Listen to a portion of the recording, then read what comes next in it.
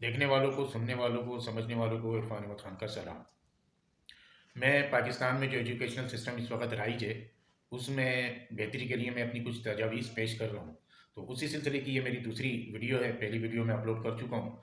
जो लोग सुनना चाहें तो उसको मैं डिस्क्रिप्शन में लिंक डाल दूँगा, सुन सकते हैं। मैं अभी जो बात कर रहा हूँ उसमें मैंने बात ये करी थी कि जो एजुकेशनल सिस्टम है इसमें जो लेवल है, वो लेवल ये है कि 4 5 साल प्राइमरी के, 5 साल सेकेंडरी के और 2 साल हायर सेकेंडरी के।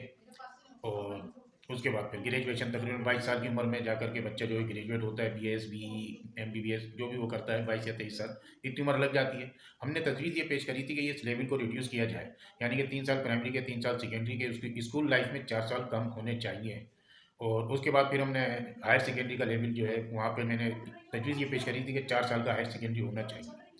ये जो मैंने तजवीज़ पेश करी थी उसमें कुछ वजूहत में एक वजूहत तो ये भी शामिल है कि एक नफसियाती असर आता है। बच्चा जो है वो अमूमन 4 या 5 साल के बाद जब वो प्राइमरी में आता है तो 10 साल तक वो स्कूल में ही रहता है, 15 साल का हो जाता है, 16 साल का हो जाता है। तो वो मतलब अपनी स्कूल लाइफ से जो है वो तंग आ चुका होता है। वो दिमाग में ये सोच रहा होता है कि मैं कब इस स्कूल से बाहर आऊँगा, क्योंकि वो जब से पैदा हुआ, जब से लेके 15 16 साल तक वो स्कूल के अलावा कुछ जानता ही नहीं है। घर से स्कूल, स्कूल से घर, घर से स्कूल, स्कूल से घर। तो वो उसका एक्सपोजर भी कम ही होता है। लिहाजा इस स्कूल की लाइफ को जो है ये रिड्यूस किया जाए। ये 6 साल जो है ये इनफ। लेकिन वो दूसरी तरफ मैंने क्या किया है कि मैंने मेरी तजवीज़ है कि जो हायर सेकेंडरी है उसे मैंने 4 साल का कर दिया।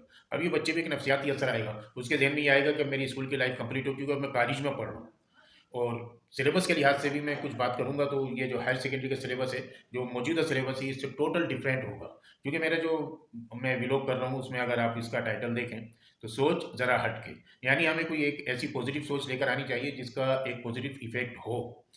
अभी हम जो सिलेबस इस वक्त स्कूलों में पढ़ा रहे हैं, वैसे उस्ताद के मैं भी बच्चों को पढ़ा ही रहा हूँ, तो मैं अगर एक लम्हे को अपने आप को जब बच्चा देखता हूँ तो वैसे एक स्टूडेंट के मैं भी इमेजिन करता हूँ, या आप लोग भी इमेजिन करें, तो हमने बच्चे को एक तजर्बागाह बनाया हुआ है। मतलब वो बच्चा नहीं हो गया, वो जिनका बच्चा हो गया कि यानी वो मैथ भी पढ़ेगा, वो साइंस भी पढ़ेगा, वो उर्दू भी पढ़ेगा, वो इंग्लिश भी पढ़ेगा, वो अरबी भी पढ़ेगा, वो इलाकाई जो जबरी ज़बान है वो भी पढ़ेगा, उसके साथ फिर वो इस्लामियात भी पढ़ेगा, वो सोशल स्टडीज़ भी पढ़ेगा। पता नहीं वो बच्चा नहीं हो गया, क्या हो गया?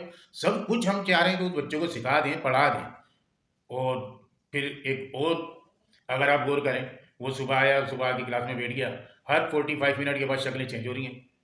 एक टीचर आया हो गया, दूसरा टीचर आया हो गया, तीसरा टीचर आया हो गया। मतलब इतने सारे वो जो है ना, डेली के 7 नई शक्लें, 7 टीचरों को वो फेस कर रहा है, फिर वो असेंबली में जाता है, वहाँ भी टीचर। तो आप इमेजिन करें बच्चे की साइकी क्या होगी। बच्चा उकता जाता है। मतलब आप उसे 2:30 3 बजे तक स्कूल में बिठा के रखें और मुसलसल, तो ऐसा लगता है बच्चे को जैसे उसके ऊपर कोई जबर हो रहा है। तो हमारी तजवीज़ ये है कि ये जो सब्जेक्ट हैं सिलेबस में ये कम किए जाएँ, इनको लेवल के लिहाज से मैनेज किया जाए। अब वो सिलेबस क्या होना चाहिए, किस तरह से होना चाहिए, इसमें मैं अपनी कुछ तजावीज़ पेश करूँगा। अगर उसे चाहे तो तब्दील किया जाए, चाहे तो ना किया जाए। मेरा काम तो वैसे थे एक उस्ताद के, मैं क्या कर सकता हूँ, मैं सिर्फ़ तजावीज़ ही पेश कर सकता हूँ। क्योंकि मेरे प्रोग्राम को जो माहिरीन तालीम अगर देख रहे हैं, जो पेरेंट्स देख रहे हैं, जो स्टूडेंट देख रहे हैं, जो नौजवान देख रहे हैं, तो इस व्लॉग करने का मकसद भी यही है कि मैं जो तजवीज़ दे रहा हूँ इसको पब्लिक में आम किया जाए, इसके ऊपर बहस की जाए और एक किसी पॉजिटिव अप्रोच के साथ एक नई और बेहतर चीज़ सामने आए एजुकेशन के अंदर, ताकि हमारा मुल्क जो है वो तरक्की करे। अब चूँकि मैं ये व्लॉग कर रहा हूँ तो ज़रूरी नहीं है कि सिर्फ पाकिस्तान में ही ऐसा हो। अगर हमारे किसी भी पड़ोसी मुल्क में हो रहा है, कोई भी इस तजवीज़ को अडॉप्ट कर लेता है तो इल्म तो किसी की मिरास है ही नहीं। कोई भी इसको एडॉप्ट कर सकता है, लेकिन मेरी ख्वाहिश है मेरा मुल्क तरक्की करे।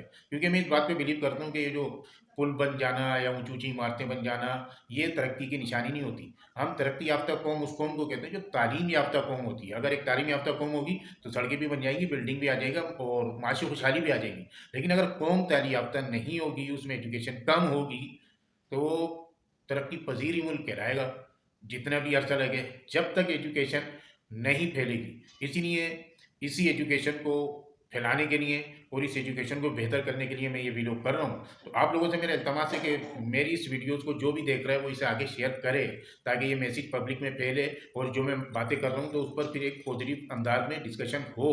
और ये डिस्कशन होनी चाहिए, ज़रूरी है। अब सिलेबस की जो मैंने बात करी तो इंशाल्लाह अपने ब्लॉग में मैं कुछ तजावीज़ पेश करूँगा कि सिलेबस किस तरह से होना चाहिए। तो मेरी अगली वीडियो का इंतज़ार करें, सब्सक्राइब कर दें, बेल आइकन प्रेस कर दें। जब तक के लिए अल्लाह हाफ़िज़।